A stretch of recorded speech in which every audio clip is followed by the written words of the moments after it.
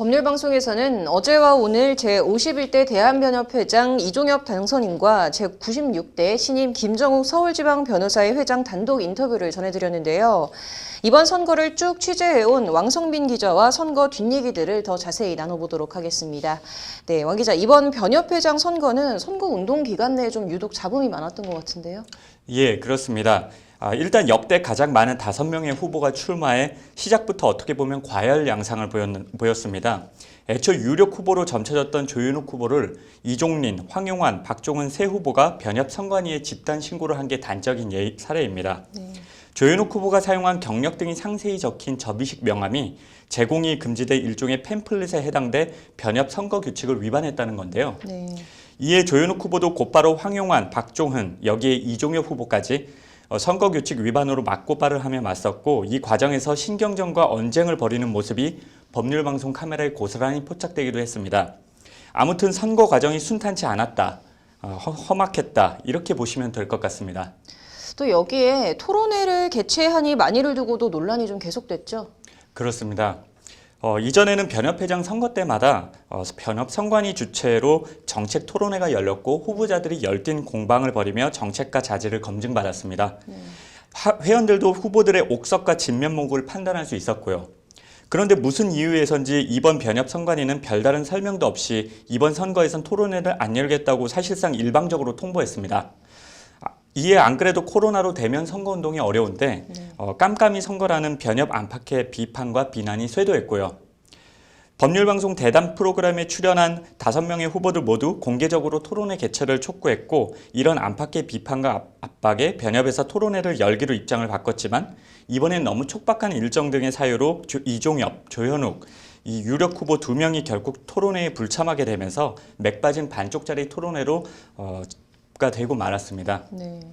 이번 선관위는 언론사나 방송사 주최 토론회도 사실상 일체 불허했는데, 애초 왜 계속해오던 토론회를 금지했는지 그 이유와 배경을 두고 설왕설래가 오가기도 했고, 아무튼 깜깜이 선거라는 논란과 혼란을 자초했다는 비판을 피하긴 힘들어 보입니다. 네.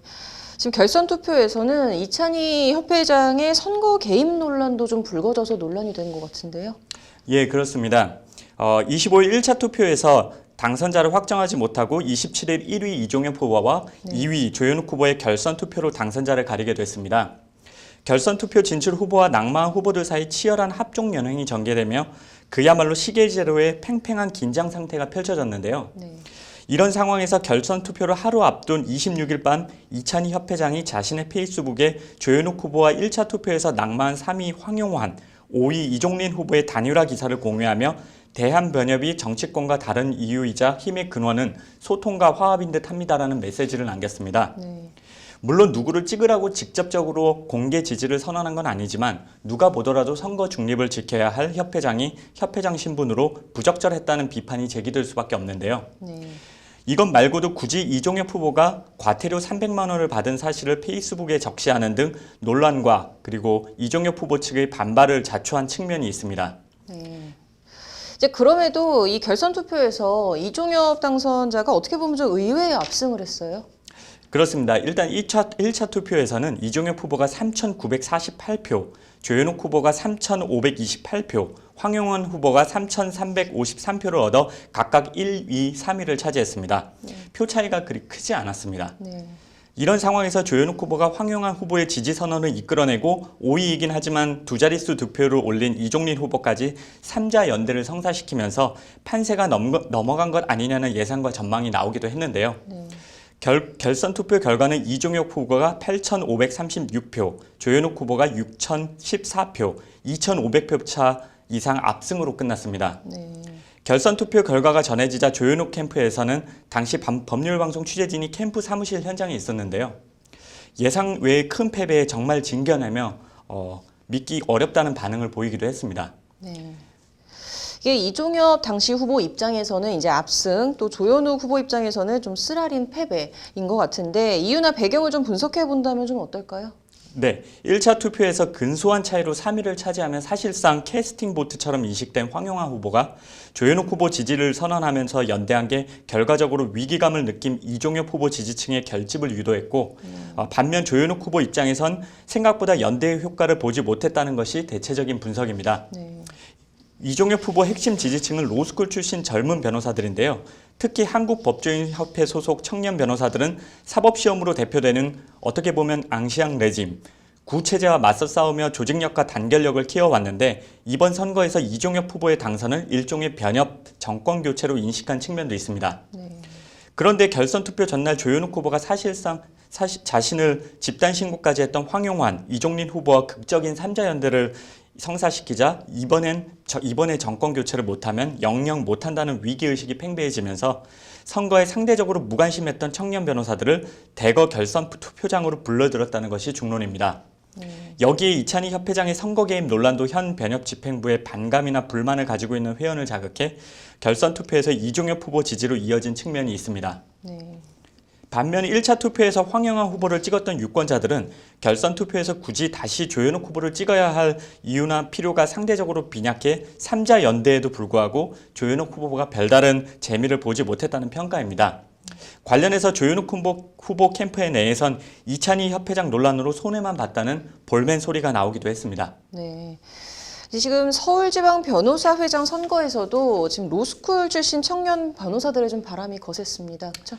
그렇습니다. 이번에 당선된 김정욱 회장부터 로스쿨을 나온 변호사 시험 2회 출신으로 서울변회장 두 번째 도전 윤성철 후보, 서울변회장 재선 도전 박종우 후보를 따돌리고 당선됐습니다.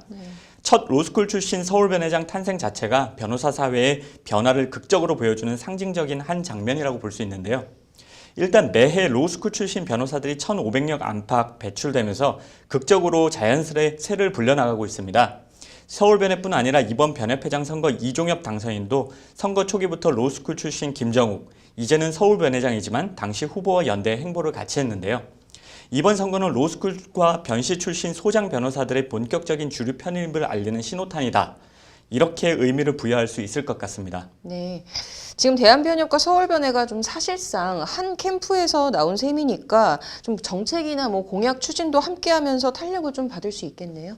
네, 맞습니다. 이종엽 변협회장 당선인과 김정욱 서울변회장 두 사람 모두 직역수호 변호사단과 법조 정상화를 위한 변호사 모임 공동대표를 맡으며 선거 전부터 이른바 직역수호 활동에 함께 매진해 왔습니다. 네. 변호사 시장을 잠식 장악하고 있는 거대 사설 법률 플랫폼에 대한 고발도 공동으로 진행하는 등 정책 컬러와 공약도 대동소이합니다. 일단 플랫폼 관련해선 회 차원에서 변호사들의 사설 플랫폼 탈퇴를 유도해 플랫폼 영업을 사실상 무력화하는 방안을 추진할 것으로 예상됩니다. 장기적으로는 비변호사의 변호사 광고 행위를 금지하는 입법을 통해 법률 플랫폼을 퇴출시키는 수순을 밟지 않겠냐는 예상이 나오고 있습니다. 네. 어쨌든 이번 선거가 이종엽, 김정욱 연대의 완전한 승리로 끝난 만큼 변협과 서울변회가 보폭을 같이 하며 여러 공약과 정책들을 추진할 걸로 보이는데 실제 얼마만큼의 성과와 시너지 효과를 낼지는 차차 지켜봐야 될 것 같습니다.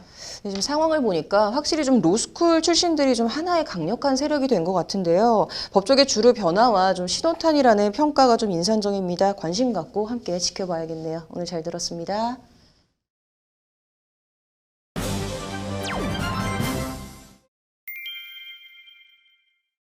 더불어민주당이 이른바 사법농단 의혹에 연루돼 있는 임성근 부장판사의 탄핵을 추진하면서 좀 이런저런 말들이 나오고 있습니다. 이용 변호사의 뉴스와법에서 관련한 얘기 해보도록 하겠습니다. 이 변호사님 어서 오십시오. 안녕하세요. 네, 민주당이 지금 현직 판사인 임성근 부장판사에 대한 탄핵을 추진하는 이유부터 좀 알아볼까요?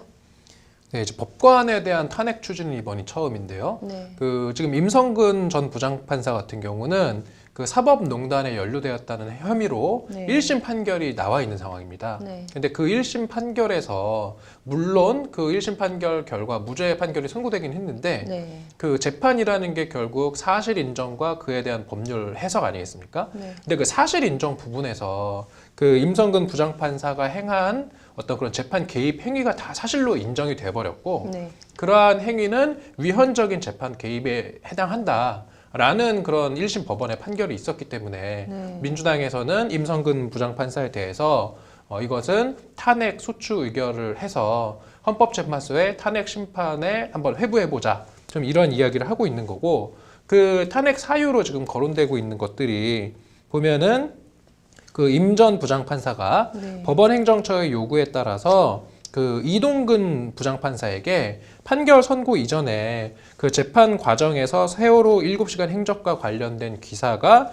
허위라는 것을 좀 정리해달라. 이런 부탁을 했다라는 것이고, 네. 그 다음에 뭐 그 판결 선고하는 과정에서 이제 판결을 설시할 때 구술본이라는 게 있습니다. 네. 이게 뭐냐면 판결문이 따로 있고, 그다음에 그 판결을 선고하면서 피고인을 앞에 두고 이제 이렇게 읽는 그 네. 구술본이 있는데, 그 구술본의 말미를 좀 수정해달라. 네. 이런 이야기도 했고, 그다음에 판결 내용에 대해서도 그 재판에 개입하는 취지로 해석될 수 있는 여러 가지 발언들을 했는데, 네. 이러한 것들이 결국 위헌적인 재판 개입이다라고 지금 법원에서 보았기 때문에 네. 탄핵을 한번 추진해보자. 좀 이런 이야기가 나오고 있는 상황인 것입니다. 이게 좀 허위와 관련해서 좀 구체적인 정황들이 좀 나와 있는 것 같은데요. 그런데 지금 이 임 부장 판사에 대한 1심이 진행이 됐었는데 좀 무죄가 선고가 됐었죠. 그렇죠. 그래서 이게 사람들이 아니 이렇게 위헌적인 재판 개입이 맞는데 왜 도대체 이게 무죄냐. 네. 많은 혼란을 겪었는데 네. 이게 이제 직권남용 법리 자체가 조금 어렵습니다. 뭐냐면 어떠한 부정하거나 불법적인 무언가 지시를 통해서 상대방의 네. 권리 행사를 방해하거나 이런다 하더라도 네. 그게 바로 직권남용죄가 되는 게 아니라 네. 그러한 어떤 개입이나 그런 권한의 남용이 그 피고인, 그런 다시 말해서 그 권한 남용을 하는 사람의 직무상 권한에 포함되어야 되는 거거든요. 네. 그래서 본인에게 해당된 직무상 권한을 남용해야지 직권남용죄가 되는데 네. 지금 이 1심 법원에서의 판결은 뭐냐면 임성근 그 당시 임성근 수석부장판사가 네. 이런 식으로 재판에 개입한 것이 대단히 위헌적인 재판의 개입은 맞으나 네. 이러한 개입을 할 권한이 있는 것은 아니다. 네. 그러니까 권한 범위 내에 있는 행위가 아니기 때문에 직권남용죄로 유죄 판결을 선고할 수는 없는 상황이다라고 밝혔던 것입니다. 네. 좀 제가 듣기에는 좀 판결이 좀 헷갈리기도 하는데요. 이제 구체적인 좀 법리를 좀 설명을 해주신다면. 그러니까 그 이유는 직권남용죄가 되려면 직무상 권한 범위에 포함되는 어떤 그러한 권한을 남용해야 되는데 네. 지금 이 사건에서는 그 재판 관여 행위 자체는 맞는데 그러한 재판 관여가 지금 그 형사수석 부장판사의 일반적 직무 권한에 포함된다고 볼 수는 없다. 네. 그러니까 직무상 권한에 포함되지 않는 그러한 어떤 범위이기 때문에 이것은 직권남용죄를 적용할 수는 없고 네. 다만 징계 사유가 되거나 또는 법관의 독립을 침해하는 위헌적 행위에 해당할 뿐이다. 좀 이렇게 판결을 한 것이죠. 네.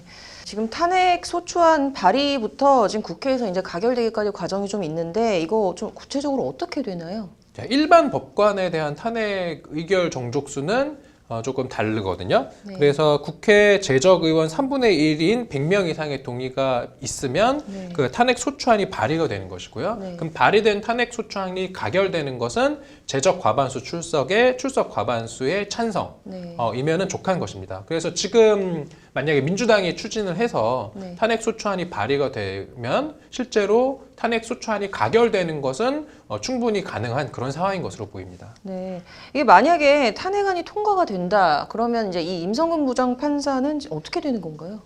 이제 탄핵 소추안이 발의가 돼서 가결이 되면 네. 그 임성근 전 부장판사의 직무가 정지가 되고 네. 헌법재판소에서 탄핵 심판을 할 수 있는 것이고요. 네. 탄핵 심판 결과 탄핵이 이제 탄핵 사유가 인정된다. 탄핵 네. 사유라고 하는 것은 우리 헌법상 그런 공무원이 네. 헌법과 법률에 위반을 된 어떤 그런 불법 행위를 하면은 탄핵 사유가 인정되거든요. 그래서 네. 헌법재판소에서 임성근 전 부장판사의 이러한 재판 개입 행위가 이제 위헌적 그런 재판 개입이다라는 것에 이제 찬동을 해서 네. 탄핵 사유가 있다라고 판단을 하게 되면 탄핵이 되는 것이고요. 네. 그렇게 되면은 그 변호사법상 네. 이제 변호사의 자격의 결격 사유에 해당해서 네. 5년간 변호사 자격 등록을 할 수 없는 그런 상황에 처하게 되는 것으로 보입니다. 네.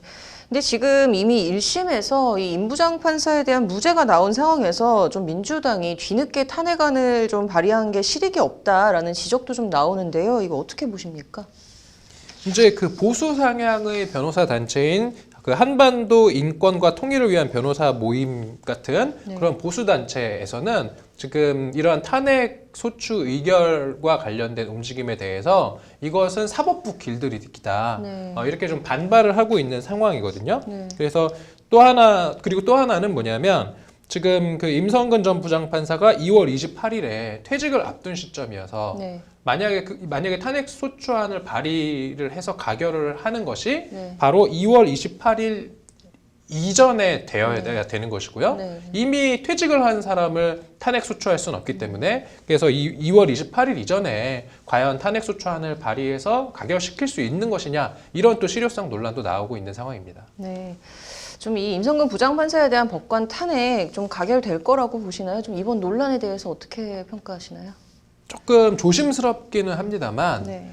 그 임성근 전 부장판사에 대한 1심 무죄 판결문이 오히려 그 결론은 무죄지만 네. 그 결론에 이르게 된 사실관계에 대해서는 네. 임성근 전 부장판사가 한 것이 위헌적 재판 개입은 맞다라고 판단을 이미 했습니다. 네. 그래서 헌법재판소가 이 1심의 법원에서 판단한 것과 동일한 어떤 사실관계에 대한 판단을 한다면 네. 사상 최초의 그 법관 탄핵 결정을 할 수도 있다. 저는 개인적으로 이렇게 좀 전망해 봅니다. 네.